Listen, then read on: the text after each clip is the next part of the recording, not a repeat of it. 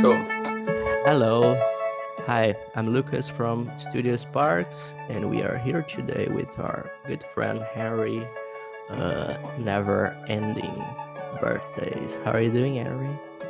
I'm doing all good, thank you, Henry Lucas. and Venice, right? Yeah, Venus. I did not name her that. She was already named that, but it seemed a very fitting name when I rested her. But yeah, she's probably going to be here for the duration of this because she doesn't like not getting attention. Yeah, so I have Lucky here, so this is like the pet episode, especially. Is he wearing a Christmas jumper? What's that? He looks like he's wearing a Christmas jumper. He's the only one that we have, and it's pretty cold here. So, Lucas, it's Don't wanna bother him. He's sleeping. Did you saw Sailor Moon? Because I think they have a cat. Sailor Moon. Yeah. Do you know the anime? Is it an anime? Yeah, it's an anime. No, I know people that watched it, but Because she has a a a black cat, and I think it's kind of like uh, because it's all names of planets. I don't know the name of the cat, but I just uh, remember it. Yeah. maybe. Yeah. No, the place that I got it from just do it alphabetically. So Oh. uh, the person who found Venus would have been you. Uh, Mhm. uh, yeah, so she got lumped with V and she got called Venus, but I think it suits her. Anyway, let's Yeah, cat yeah. talk. So you're about to release a new single, right? The Mhm. sip the wine. That's the Uh, one. yeah. I was going to ask you, how did you find out the original track, Oh, and okay. why? And also, why did you got interested in doing the cover? Yeah, I could do. I'm a big Bob Dylan fan, and I've always loved Bob Dylan. And I really got when I was a bit younger. I really got into the bootleg series, and I really like the live gig he did at the Royal Albert Hall in Manchester, which is when someone famously shouts Judas at him. And I remember reading, seeing the names. It says Bob Dylan in the band, and the names of the band: Levon Helm, Rick Danko, Garth Hudson, and Richard Manuel. I remember seeing those, and then it kind of went into my head somewhere. I was like, "Oh, these guys!" I love looking at who plays on albums, Mm. and then I never really got told any of the Dylan backstory or anything like that. I just found it out for myself, and then another favorite Bob Dylan album of mine, where it's more of a compilation, is called The Basement Tapes, and that's featuring the band. And so is another album called Planet Waves. I was like, who's this band? The band. So I started listening to the band as well, and then I probably fell in love with them really really deeply. And I think the member I fell in love with the most, especially the voice, is the bass player. Well, he does do other stuff apart from play the bass, but and his name's Rick Danko, and Mhm. he's from I think he's from a place called Simcoe in Canada, which is, I think I'm right in saying it's Norfolk County. I might be wrong. And he has this kind of he grew up playing a lot of folk music and has this kind of beautiful way of phrasing and singing, like he's got a teardrop in his eye. Kind of everything sounds like he's fighting for his life in a beautiful way, and he has this kind of beautiful pentatonic runs and all the old folky trills like the Appalachian kind of mountain music folk, like North America stuff. So yeah, I've always been fascinated by his voice, and then as I delved deeper, I found out he did a solo record, which is actually Yeah, seeing there. it's Mm. on the wall. Yeah, Rick Danko. It's not a great photo, um, but yeah, I'm convinced this wasn't that successful when it came out, and it was on Arista Records, which is a big country record label, and I don't think they ever repressed it. But this is one of my favorite albums ever. It was recorded in the same studio as I think it's recorded in Shangri-La Studios, which a lot of famous records have been recorded in there, and it's got all sorts of people on. Ronnie Wood's on it, Blondie Chaplin, Tim Drummond, Eric Clapton, uh, who else? Richard Manuel, like all the other members of the band, Robbie Robertson, Lee Von Helm. Um, and it's just really stunning songs and stunning sound. Um, yeah, but the track This is the sits his with, first solo album? yeah, and only First one one. really, Oh, the only proper, one. yeah, studio. But yes, so it's funny actually. Earlier, you mentioned Martin Scorsese. I first heard this song in a Martin Scorsese film, the documentary. It's called The Last Waltz. It's like the last filmed concert of the band, and in between the concert, there's these clips of the band being interviewed and talking about what they're going to do afterwards. And Martin Scorsese's talking to Rick Danko, Mm. about 30 seconds of Sip the Wine. And the first time I heard that, I was like, what's that song? And then Mm. I've been obsessed with it since. I think sometimes when you hear a tiny bit of a song and then it gets cut off, it sometimes can leave you Mm. wondering more. It's like hearing it on an advert, or sometimes they really stick in your head more, leave you wanting more. And that's how I heard about it. And I think it's just lyrically, uh, vocally beautiful, the original, and it's just straight up. I mean, it's pretty much two chords. There's one that goes to a third chord, but it's pretty much just two chords straight ahead, like "I love you, let's party" Mm. lyrics, Mm. straight from the heart. It's and that's why I like it, because that's completely opposite to what my music's like. I find it very hard to say things directly, like "I'm sorry" or "I love you" or "I fucked up yesterday" or "I walked to the shop today." Like I prefer the more Mhm. kind of maybe metaphorical or more open to interpretation. And so I think doing this song with the rest of the album was a good idea, for a bit of contrast. Less, Mhm. it's yeah, and the original is kind of like a band and guitars and a horn section, and I did it with just a Korg MS-20 and my friend playing fretless bass on it, um, and singing. So yeah, it was cool to just take it somewhere else, and hopefully people like it. I mean, I've had that kind of feedback so far where people are like, "Oh, that's the best song on the album," and then I have to tell people it's a cover. So that's why you shouldn't do covers, kids, because it ends up being the ones you know. No, yeah, I really agree that like it sticks out from your other material because I remember when you sent me the link with all the tracks, Mhm. this one I thought it was different and then I searched it about and I was like, oh, it's a cover. Yeah, uh it's too I good. was It's like too I good. was like think no, not because it's too good, but because it's no, it's different from what you write. But I think Yeah. I agree that that's cool on like a collection of songs. It's cool to have that diversity. What did you thought about what did you wanted to do with the song? Do you want it to like to cover and like keep it like the structure and everything Huh? else, or do you want it to like experiment with the melody and the rest?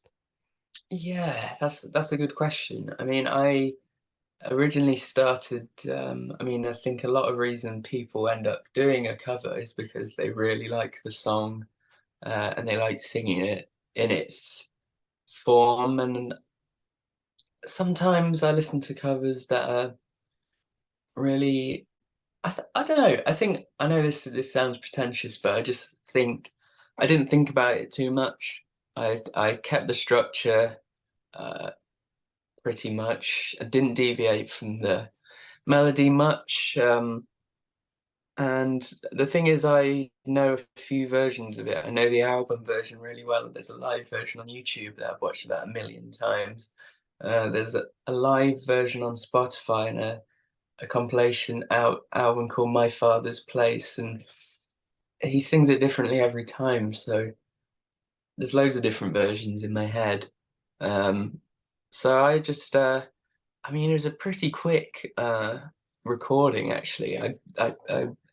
I probably did it in a day or two, the whole thing, and then just went back and edited vocal takes. It was kind of lazily done. Not lazy, but it was like the first sound I got when on the Korg MS-20. I was like, right, that'll work. I can put that through a harmonizer and make that a pad. And I didn't think about it too much. It was very, I guess that kind of answers the question. It was instinctive. Hmm. None of it I really thought about too deeply. And yeah, it's just, I hope it sounds like me. I think that's the main thing. I think so. Um, I really like what you did though with the last part. I think it's the kind of like the highlight of the song, the when he's just repeating it. Did you use any effects on the voice on that last part? yeah, I use like a classic, like a spiritualized, Mm. almost like a telephone Yeah, mic yeah, effect, yeah, yeah. background vocals. I've always been a big fan of that. That's cool. Use It sounds like you're getting distant, you know. yeah, Yeah. um, and it just the frequencies it cuts out in a voice. If you have a voice with that effect on and one without, then there's very clear. It's like two separate. It's kind of like black and white. One's crystalline, wet and nice, and the other one kind of sounds quite barky and dry, like a dog. Mhm. Um, and then when you have them together, they don't get in each other's way. So I think at the end, because obviously I'm the only singer on the whole thing, uh, to create a different vocal sound, like they were backing singers or something. Mhm. Just so it's sat in a different space sonically. Yeah, I don't know if it's because of the lyrics, but it reminds me of Porto, actually, the track. It makes me think of Porto at night, especially. No way. Yeah, yeah. It's the image I mean, that it is. comes to my mind. Yeah, I think if I just would describe it, I would just. It's funny you say that actually, because I've always think. I mean, it mentions sunshine in the lyrics. Hmm. There's a lot of colorful imagery, like grapes and wine and But sun. it doesn't form to me, it doesn't sound too colorful, you know. Okay, so Yeah. yeah, it's more. Yeah, I I imagine think. more like people like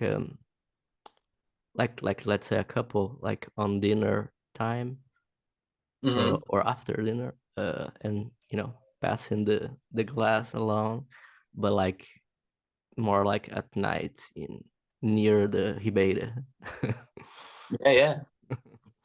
That's no, that's really nice. I guess there is a kind of I've always felt that there's a sunset vibe to it. It's like the sun going down in a nice way when everyone's finished work and you just having a little drink. But it's very romantic. I don't think I could ever write something that so straightforward and romantic. But that's why it's easier to say it through someone else's voice. Like I like the kind of um, uh, uh, it seems, yeah, like we said earlier, not like a song I'd write, so that's why it's fun to do. Hmm. It's your And first cover.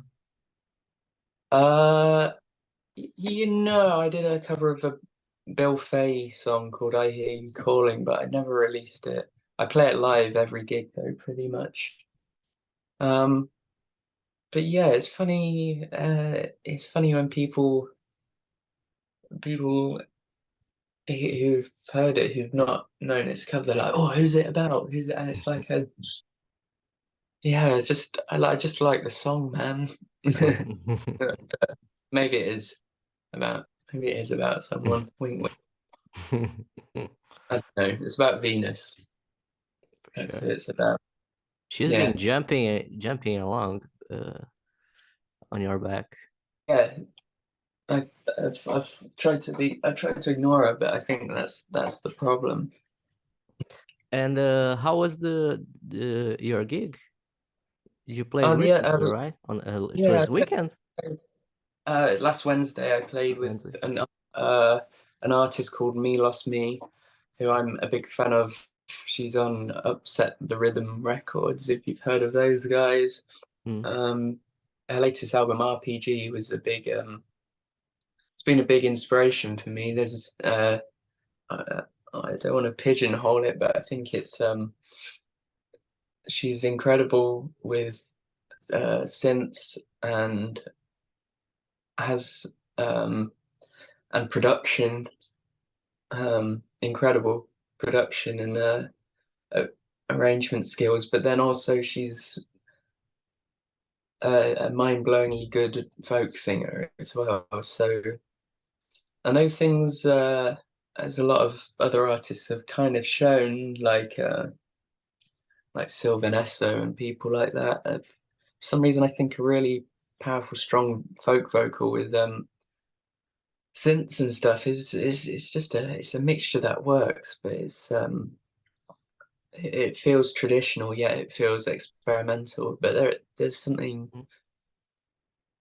because all of the singing comes from traditions and that are passed down. There's something that feels very raw, and I guess folk music and drones go well together, which is synths and drones go well together, and drones and psychedelic music go well together. So having the droney side from folk, and then having the synth side, and the kind of modal scales that go with singing over drones, modal scales, the modes that go over drones, it really works. And anyway, I got to support her, and I've been a big fan, and it was awesome. And there were two other acts playing. Ben McElroy, who's a local folk artist, who's cool. He had a laptop. He was doing some twiddly electronics on there, playing a violin, singing guitar. And then the first lady who played Yuma, she was incredible. All she had was her voice, and it was oops, and she built them up and built them up, and they became like chant, like well, very folky again, like hypnotic, folky. Uh, yeah, so it was good, thanks. And so one of Did my favorite you events. did you play the song? Uh, I was supposed to, but I didn't feel like I can Mm. sing it well enough live yet. I think I kind of chickened out, and I also ran out of time in the set. I'd gravely overestimated 30 minutes Mm. and put in like 8 or 9 songs, and that there's 4 new ones, and I kind of got to about 5 or 6 in, and I was like, oh yeah, one more will do.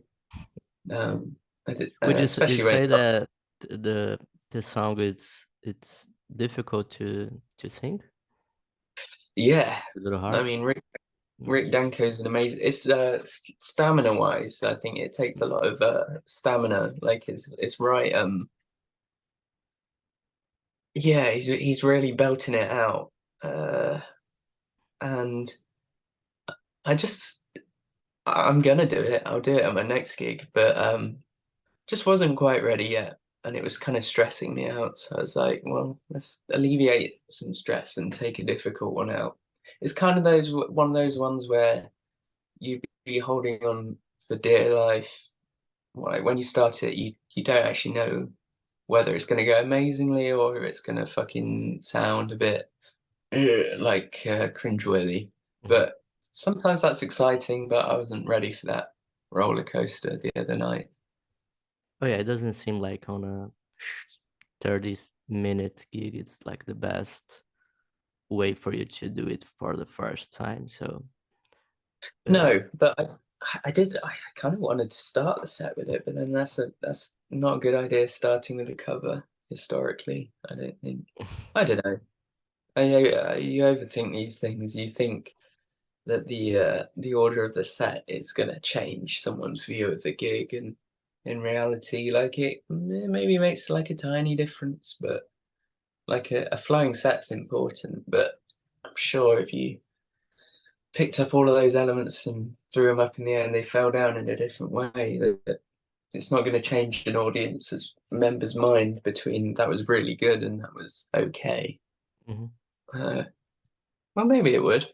I don't know. How do you feel about that? How important do you think the flow of a set is to it? I mean, I think it's very important, I but think it's very important too. Yeah, because I really I like to think of things like I I always like trying to look for a story mhm, in everything. So yeah, I think it's very important to have like a cohesion, to mhm. uh, otherwise, like when I go like to more like punk gigs, like when they're like kind of always in the same speed, Yeah, uh then. yeah, it kind of gets like a little bit boring after a little bit. Like, yeah, it's just going to be this. So Mhm. yeah, I think especially like a good intro, I think it's important. Yeah. How how Yeah. how are you how are you like organizing the set list now? Well, I always do an intro. I try and when I first started doing this stuff live, I used to go through the whole set without ever stopping. So there'd be interludes that crossfade between the tunes, and I never used to talk until the end, and just to say thank you and stuff. And now I kind of got rid of that, but I do it in like so. This gig I did in three sections. I did an intro, the first tune, blending into the second tune, blending into the third tune, then a bit of an outro, and then stop and say something because I didn't realize that people really like being talked to, even if you don't. Like one of the biggest criticisms I've had at gigs is like you didn't really talk to the Oh audience. yeah, I never Like, and I didn't never understood this because what do people want you to be like a comedian too and like do some jokes between songs? Like for me, like the yeah, musician, he is there on stage and he's playing. This is what he's supposed to do. Like I'm not against like talking with the audience, but I don't understand getting mad because you're not doing anything else than playing. yeah. I've spoken to a few people about this, especially my housemate Dowdy, who's Yeah. also a musician. He really enjoys the interaction between the audience and the artist on a personal level. Like there's no barrier, Mm-hmm. and I think I'm the complete opposite end, and I'm kind of I like suspending disbelief, and I almost it's like at theatre. I'm that I like the division, and I think you can chat to everyone else afterwards and uh, be social and chat to everyone afterwards. And for me, and I don't like the kind of forced stage banter sometimes. It really, Yeah. really gets on my nerves. I think as long as you appreciate the audience is there and thank them at some point, I don't think you really have to say anything. Like I mean, did Daft Punk say anything when they've Yeah. performed live? No, I Do don't have like anything against, like for instance when we saw Casper, I think it was nice that he was like yeah, almost yeah. telling about the songs before playing, that it was like a new material, so he was like telling how he Hmm. wrote them, and that's cool. But for me, I just don't have any problem if the musician is not doing that. If he's doing it's No, cool, but I will not be like mad because if he's not, because I think you know the two ways are good. definitely. And I I think you can mentioned understand Cas. like your friend's perspective too, that maybe it also can feel comfortable if the audience is also giving you back something and Yeah, you're yeah. like interacting. Hmm. But yeah, like when I see like Panda Bear and he's just standing there, I guess because he also uses like visuals and lights and stuff like that, I never felt boring seeing him, you know. No, or like, I mean, so many people love seeing Daniel Johnston like Oh yeah. live when he was alive, and no one was going up to him and saying like, you need to move around more, Yeah, man, yeah. or like he was just being himself.